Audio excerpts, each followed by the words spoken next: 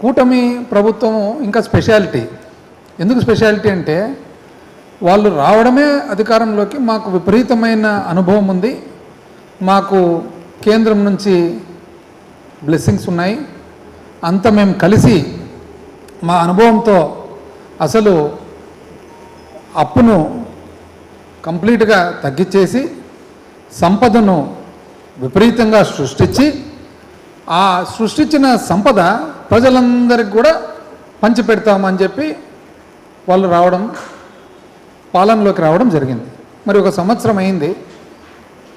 అప్పు పరిస్థితి ఏమి, సంపద పరిస్థితి ఏమి, ప్రజల పరిస్థితి ఏమనేది ప్రతిపక్షానికి మాకు బాధ్యత కదా, ప్రజల తరఫున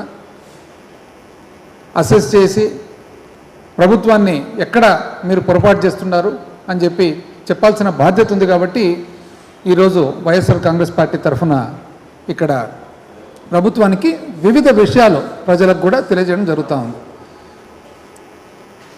అప్పు విషయానికి